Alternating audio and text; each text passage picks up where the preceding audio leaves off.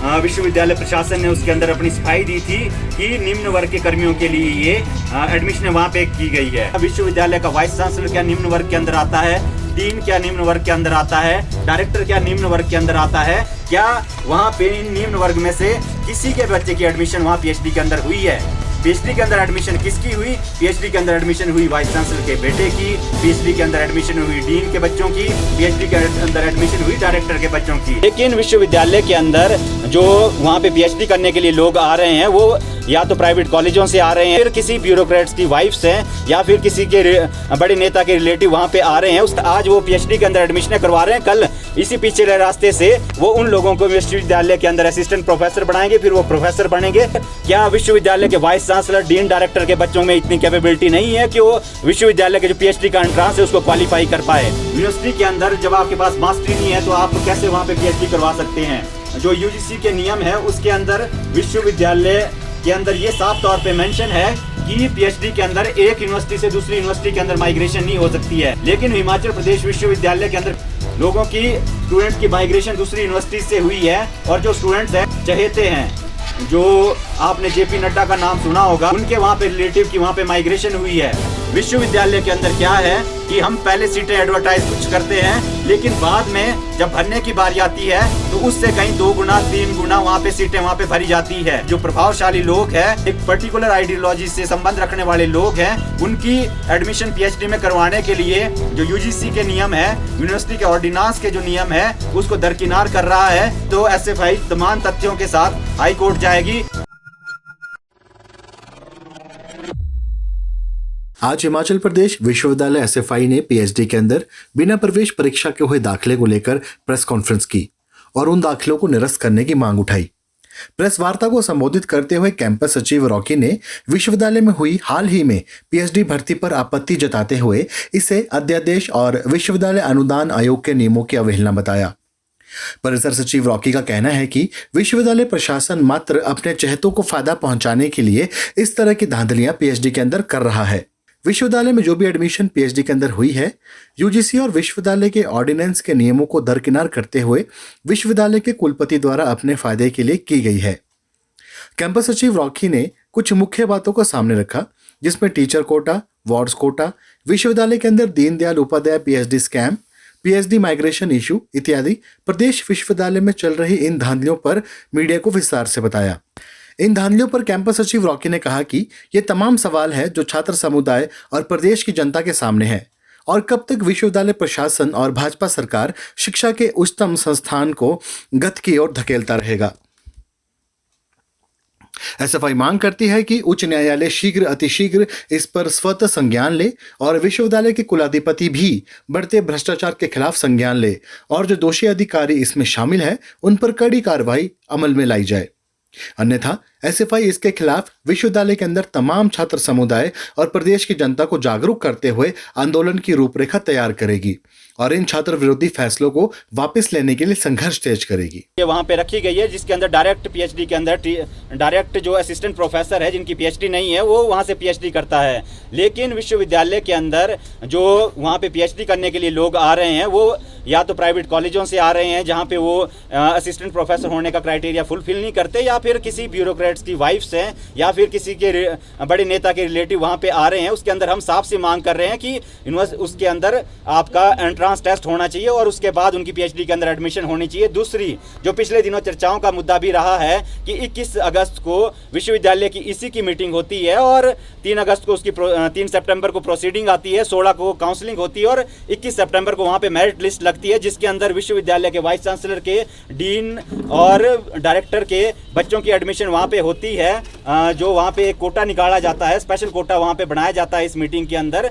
कि HP ward Kota, उससे उनकी एडमिशन वहाँ पे करवाई जाती है। जो क्या है, जो कहीं ना कहीं सवाल खड़ा करती है विश्वविद्यालय प्रशासन की, एडमिनिस्ट्रेशन की नीयत पे कि उन्होंने अपने बच्चों की पीएचडी के अंदर एडमिशन करवाने के लिए वहाँ पे ये नियम बनाए और आज वो पीएचडी के अंदर एडमिशन करवा रहे हैं। कल इसी पीछे रास्ते से वो उन लोगों को विश्वविद्यालय के अंदर असिस्टेंट प्रोफेसर बनाएंगे, फिर वो प्रोफेसर बनेंगे और आने वाले टाइम के अंदर विश्वविद्यालय के वाइस चांसलर, डीन, डायरेक्टर वो लोग बनेंगे। तो हम इसमें प्रेस कॉन्फ्रेंस के माध्यम से हमने साफ मांग की है कि इन जो एडमिशन है उनको रद्द किया जाए और अगर आपने अपने के लिए ये कोटा रखना है और इस कोटे को आगे बढ़ाना है तो उसके अंदर एंट्रांस होना चाहिए। और क्या विश्वविद्यालय के वाइस चांसलर, डीन, डायरेक्टर के बच्चों में इतनी कैपेबिलिटी नहीं है कि वो विश्वविद्यालय के जो पीएचडी का एंट्रांस है उसको क्वालिफाई कर पाए।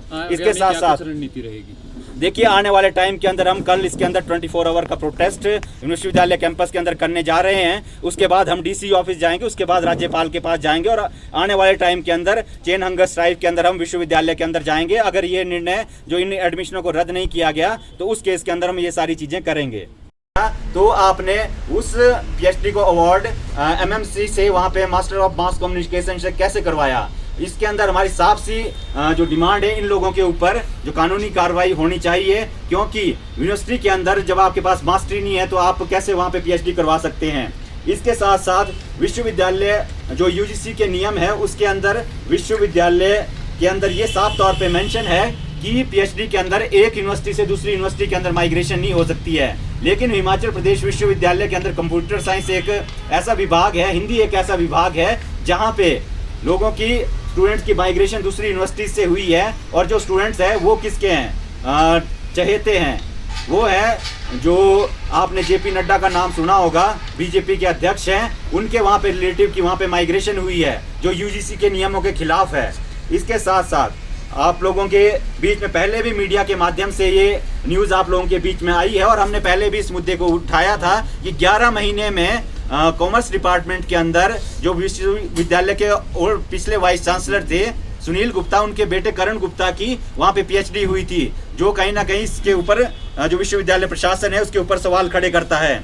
इसके अलावा विश्वविद्यालय के अंदर जब पीएचडी के अंदर सीटें एडवर्टाइजमेंट की जाती है तो उसको एक नेशनल न्यूज़पेपर, स्टेट न्यूज़पेपर के अंदर डाला जाता है। लेकिन विश्वविद्यालय के अंदर क्या है कि हम पहले सीटें एडवर्टाइज कुछ करते हैं, लेकिन बाद में जब भरने की बारी आती है तो उससे कहीं 2 गुना 3 गुना वहाँ पे सीटें वहाँ पे भरी जाती है। डीडीयू के अंदर इस बार 5 सीटें एडवर्टाइजमेंट की गई वहाँ पे, लेकिन उसको पहले बढ़ा के 8 किया गया, फिर 12 किया गया, फिर 13 किया गया। लॉ डिपार्टमेंट के अंदर एडवर्टाइजमेंट सीट 1 हुई, लेकिन भरा वहाँ पे 12 सीटों को गया। इसी तरह से पॉलिटिकल साइंस के अंदर इसी तरह से हुआ। अलग अलग और भी डिपार्टमेंट है जहाँ पे इसी तरह से हुआ, जो कहीं ना कहीं विश्वविद्यालय के अंदर जो प्रशासन है उसके ऊपर सवालिया निशान खड़े करता है कि विश्वविद्यालय का जो प्रशासन है वो कहीं ना कहीं जो प्रभावशाली लोग हैं या फिर जो एक पर्टिकुलर आइडियोलॉजी से संबंध रखने वाले लोग हैं, उनकी एडमिशन पीएचडी में करवाने के लिए जो यूजीसी के नियम है, यूनिवर्सिटी के ऑर्डिनेंस के जो नियम है, उसको दरकिनार कर रहा है और अपने लोगों की पीएचडी में एडमिशन करवा रहा है और साथ साथ में पीएचडी वहाँ पे करवा रहा है,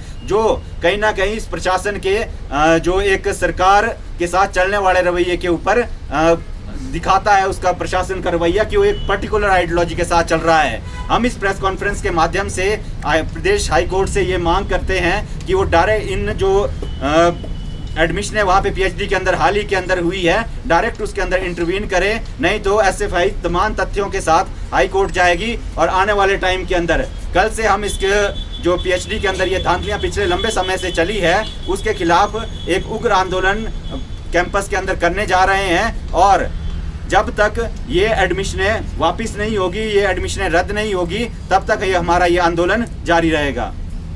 रॉकी जी, आपने कहा कि पीएचडी के अंदर एडमिशन हुई है, तो हवाला प्रदेश विश्वविद्यालय की ओर से क्या दिया गया? जिस तरह से बताया जा रहा था कि निम्न वर्ग के कर्मचारियों के लिए सीटें रखी गई थी, तो क्या कुछ जो है विश्वविद्यालय की ओर से एक्सप्लेनेशन इस पर आई? देखिए, एक न्यूज़पेपर ने इसके अंदर ये न्यूज़ लगाई थी और विश्वविद्यालय प्रशासन ने उसके अंदर अपनी सफाई दी थी कि निम्न वर्ग के कर्मियों के लिए ये एडमिशन वहाँ पे की गई है।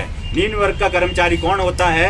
3rd क्लास के अंदर होता है या 4th क्लास के अंदर होता है, या विश्वविद्यालय के अंदर जो सफाई कर्मचारी है वो निम्न वर्ग के अंदर आते हैं। लेकिन उन लोगों के बहाने अपने बच्चों की एडमिशन करवाना, विश्वविद्यालय का वाइस चांसलर क्या निम्न वर्ग के अंदर आता है, डीन क्या निम्न वर्ग के अंदर आता है, डायरेक्टर क्या निम्न वर्ग के अंदर आता है, ये चीजें हमें विश्वविद्यालय के प्रशासन से पूछने की जरूरत है। विश्वविद्यालय प्रशासन ने या वाइस चांसलर ने अपने बच्चों की एडमिशन करवाने के लिए ये सारा जो षड्यंत्र वहाँ पे रचा है। 21 तारीख को मीटिंग की, 30 तारीख को प्रोसीडिंग आई, 16 तारीख को काउंसलिंग हुई, 21 तारीख को मेरिट लिस्ट लगी और वाइस चांसलर के बेटे की एडमिशन वहाँ पे हो गई, डीन के बच्चों की हो गई या फिर डायरेक्टर के बच्चों की एडमिशन हो गई।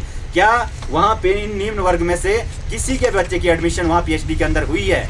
पीएचडी के अंदर एडमिशन किसकी हुई? पीएचडी के अंदर एडमिशन हुई वाइस चांसलर के बेटे की, पीएचडी के अंदर एडमिशन हुई डीन के बच्चों की, पीएचडी के अंदर एडमिशन हुई डायरेक्टर के बच्चों की। निम्न वर्ग के कर्मचारियों की एडमिशन वहाँ पे नहीं हुई है।